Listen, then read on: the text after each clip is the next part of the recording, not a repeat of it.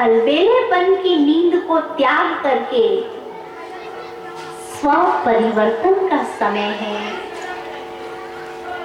हम शिवरात्रि पर व्रत रखते आए हैं। कई लोग निर्जला उपवास भी रखते हैं। भगवान कहते हैं उस व्रत से हमारे संस्कार परिवर्तन नहीं होते, भल ये भी एक शरीर की साधना है। और वैज्ञानिक दृष्टिकोण से देखा जाए तो जब आप अन्न का व्रत रखते हैं तो आपके शरीर को रेस्ट मिलता है और शरीर अपनी आंतरिक सफाई करता है। इसलिए अन्न का व्रत रखना भी जरूरी है शरीर से स्वस्थ रहने के लिए। जैसे मशीन काम करता है तो बीच बीच में शटडाउन की आवश्यकता पड़ती है, ऐसे ही जब आप उपवास रखते हैं, अन्न का व्रत रखते हैं, तो शरीर को जो ऊर्जा अन्न को पचाने में खर्च करनी पड़ती है, उस ऊर्जा की बचत होती है और उस ऊर्जा से शरीर की रिपेयरिंग होती है।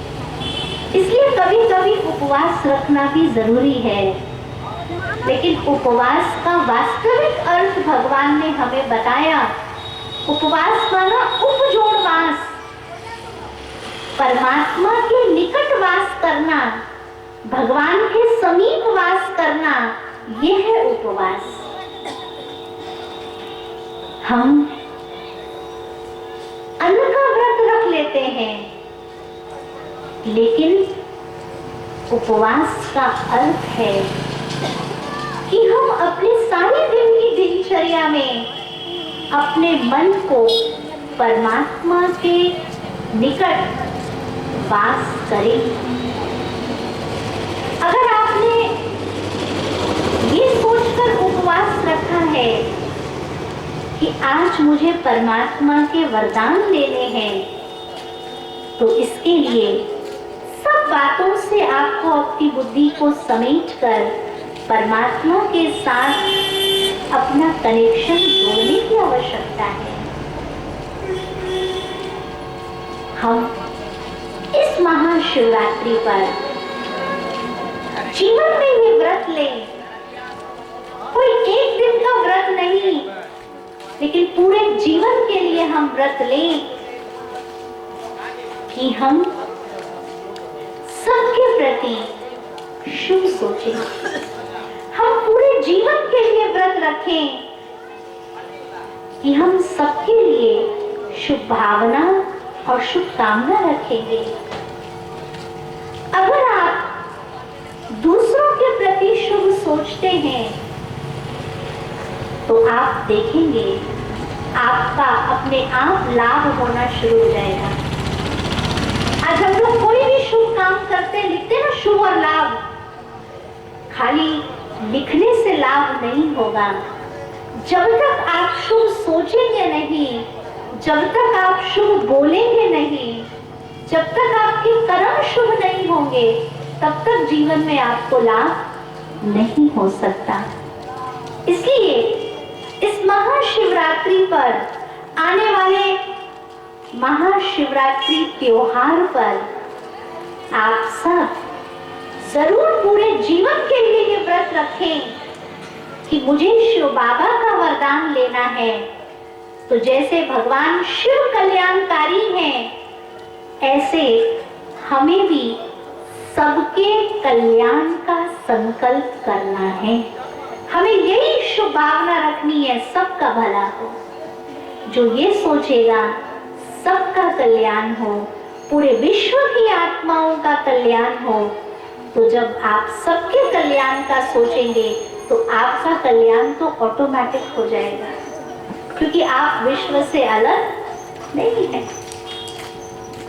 आज तक आपने बड़ी निष्ठा से शिव बाबा पर जल चढ़ाया है, लेकिन अब शिव बाबा का संदेश है कि जितनी निष्ठा से आप बाबा के ऊपर जल चढ़ाते हैं, उतनी ही निष्ठा से आप स्वयं को भी ज्ञान जल से सिंचित करें।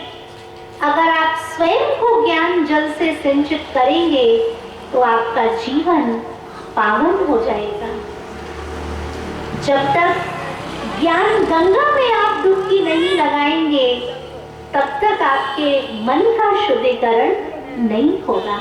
आपने देखा होगा शिवलिंग के ऊपर एक कलश होता है, जिस कलश से बूंद बूंद जल बाबा के ऊपर टपकता है। देखा है आपने शिव मंदिर में, माताओं ने देखा है, शिवलिंग के ऊपर एक कलश होता है और उस कलश से बूंद बूंद जल बाबा के ऊपर टपकता है। इसका रहस्य है कि जब भगवान इस धरती पर आते हैं तो भगवान हमें ज्ञान देते हैं, और जब ज्ञान की बूंद बूंद हमारी बुद्धि पर टपकती है तो ये बुद्धि पावन बनती है। जब ज्ञान जल की बूंदें हमारी बुद्धि पर टपकना शुरू हो जाएंगी तो ये बुद्धि सतो प्रधान बन जाएगी। ये मन जो मैला है वो स्वच्छ हो जाएगा।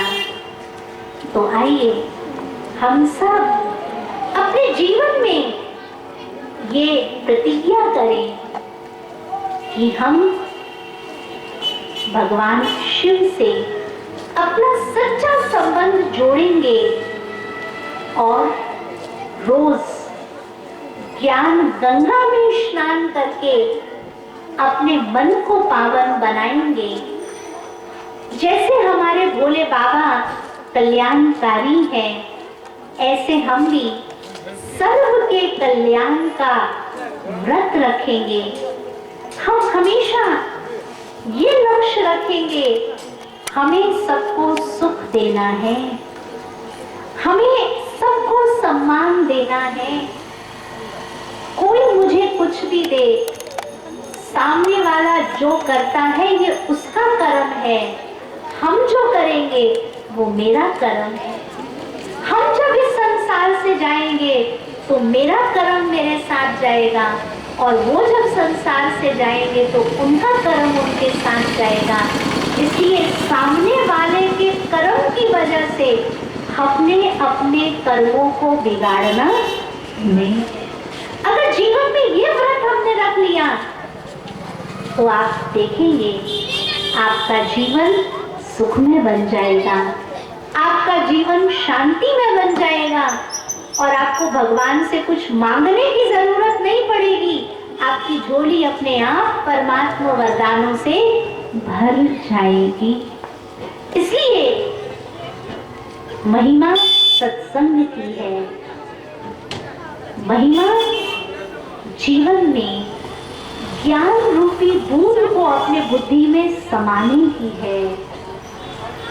आप सुनते आए हैं, जिनको जनता चुनती है वो संसद में जाता है, जिनको भगवान चुनते हैं वो सत्संग में आता है, वो भगवान के ज्ञान रूपी अमृत का पान करता है। और आप जितने भी लोग यहाँ बैठे हैं, भल इस कजरा में बहुत सारे लोग हैं, लेकिन आप ही शिव बाबा का संदेश क्यों सुन रहे हैं? क्योंकि भगवान की कृपा आपके ऊपर हुई है।